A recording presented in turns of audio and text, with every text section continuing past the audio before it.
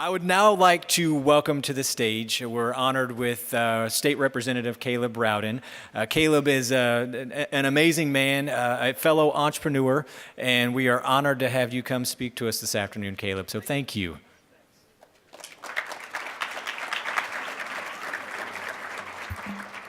Well, good afternoon. How's everybody doing?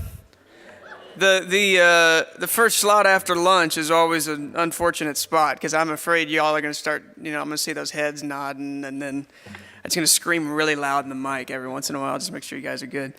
Well, I'm so excited to be a part of this Boone conference for a lot of reasons. For one, when I'm in Jeff City, I'm usually hanging out with people that are, twice as old as I am, in some cases maybe 3 times as old. So it's nice to be hanging out with some folks who graduated in this century. But and I love the tagline for this conference, binding education and economic development through entrepreneurship. It's really an incredible concept. I'm sure a lot of speakers have already touched on it, and I'm going to try to touch on it briefly as well. That's a great concept, not only for the private sector where many of you dwell, but also in the public sector where I spend a little bit of my time. One of the flaws in our process in Jefferson City that I have seen is that for the most part, our conversations regarding issues rarely overlap. And so what I mean by that is when we talk about education issues or when we talk about education funding, some of these things, we don't always think of it in terms of what does that mean for economic development? What does that mean for infrastructure? And the decisions that we make, usually we compartmentalize them a little bit. But we all know that in this particular case, these two things mentioned in our tagline, education and economic development, they are absolutely and undoubtedly closely connected. And I think that the conference today is a great affirmation of that. So my story is a fairly interesting one. I grew up in Columbia. My family moved here in 1990, and I graduated from Rockbridge, and I went to Mizzou, and then I spent the next number of years as a touring singer-songwriter. So I signed a record deal in 2005 and traveled the country and had some songs on the radio and stayed in a bunch of really crappy hotels. And we had a good time. And I married my wife, Aubrey, in 2005. We have a 1-year-old little boy named Willem, and he's awesome. Just this big, fat ball of joy. He's incredible. So we're both small business owners. I own a company called Clarius, which is a marketing company, starting another new company here in the next couple of months. And my wife owns a wedding photography company called Love Tree Studios. So I had lived in Columbia for most of my life, but because I was a touring artist, I wasn't here all that often. And so in around 2010, we began to shift away from being on the road quite so much. And so I realized that, if I'm going to be in Columbia, if this is where we're going to be and where we're going to raise our family, then I'm going to put down roots and I'm going to, really get involved. And so I joined a Rotary Club and became active in our local Chamber of Commerce and began to explore the idea of running for office. So when I announced in January of 2012 that I was going to run for state representative, I can only imagine that most folks, given what my hair looked like and given my background, thought, what in the world is this crazy kid doing? And so we started working, and we knocked on a bunch of doors, and we worked really, really hard, and we began to craft a message that I felt like was lacking a little bit in the political realm. One that really sought to be honest about who I was and about what I wanted to accomplish. My presentation of my priorities and my political goals, we tried to not lace it with rhetoric and just party talking points. But really, we just wanted to find solutions to the problems that we saw in Missouri. So when the dust had settled, I won a 4-way primary in August, and then won a general election in November. And in the process, I became the only state representative in the history of Missouri to beat 2 former state senators in a House race. So those 2 former senators that I beat had more than 50 years experience between them.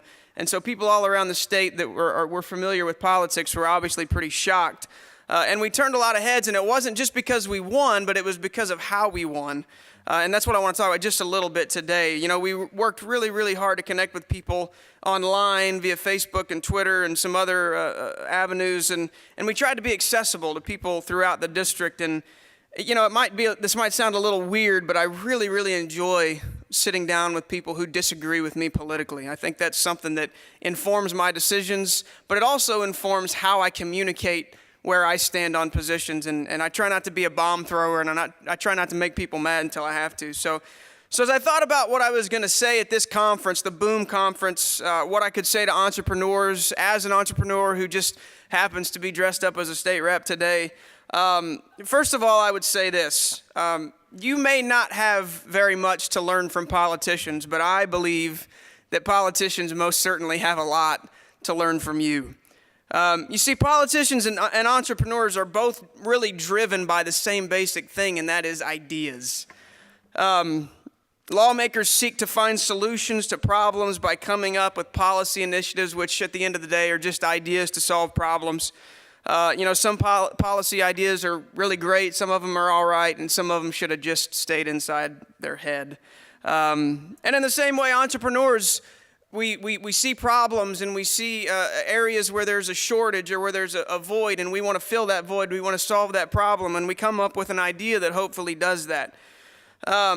But unfortunately, too often that's where the similarities end. Entrepreneurs know that their idea is only as good as their pitch. And it's only as good as their ability to develop the idea, to sell the product, and to convince people why they should use them, why they should hire them, why they should bring them on board. Politicians usually come up with ideas and proceed to tell people why their idea is smarter than any other idea that's ever been thought of in the history of mankind. There's no pitch with politicians. It's usually just a hard sell, followed by really stubborn and defiant denial when everybody around them tells them that their idea sucks. Entrepreneurs usually begin with humility. I think all of us have probably been humbled in some way as we've sought to do something in this world. And then as we develop and as our idea grows and gets better, then we move to a place of confidence because we've seen a level of success. But the reality in politics is that a lot of politicians start with the confidence and then they work their way down and they get humbled time and time and time again. Entrepreneurs not only know that other people are smarter than they are, they actively seek out those folks to help make their idea, their product, their service even that much better. Politicians usually believe they're the smartest person in the room, and the world needs to take notes anytime they open their mouth. So I may have over-exaggerated here just a little bit, but I would say that the public's perception of politicians, and I am one, probably doesn't fall too far out of these lines of statements. And this doesn't mean that politicians are bad people. The people that I serve with in Jeff City are really, really fantastic folks who have great ideas and who really, at the end of the day, regardless of what side of the aisle they're on, they really have good motivations and want what's best for the people of Missouri. So my statements today aren't really meant to highlight the downfalls of politicians, but really to come today and highlight how great a gathering like this is and how awesome entrepreneurs and the entrepreneurial spirit is, not only for individuals and for companies, but also for communities. The reason why Columbia is what it is because we get to have these sorts of events, and we get a great crowd, and people are excited, and they're energized.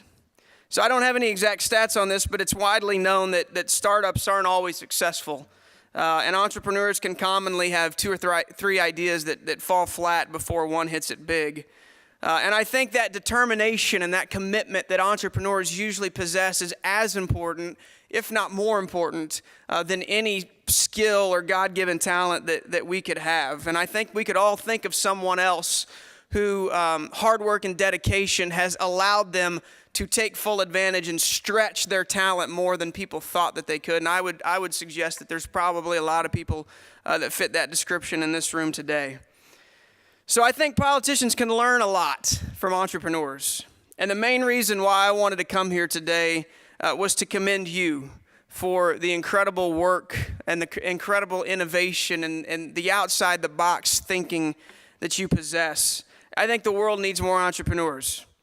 I think the world needs more dreamers. I think the world needs more men and women, boys and girls, guys and gals who don't wait for the world to come to them, but takes the bull by the horns and will not rest until they've accomplished their goals. So my parting advice today is pretty simple. I believe the future of our city and of our state and our country and our world hinges on people like you and I who are motivated by the right things, who are willing to work harder than anybody else, and who can effectively see their place in the bigger picture. The advancement of our country and our society will not come because of politicians, and it will not come because of government. It will come because of gatherings like this and people like you. And I would encourage you guys, don't forget that, and don't be content until that statement becomes reality. Thank you guys for having me, and I hope you guys have a great rest of the day.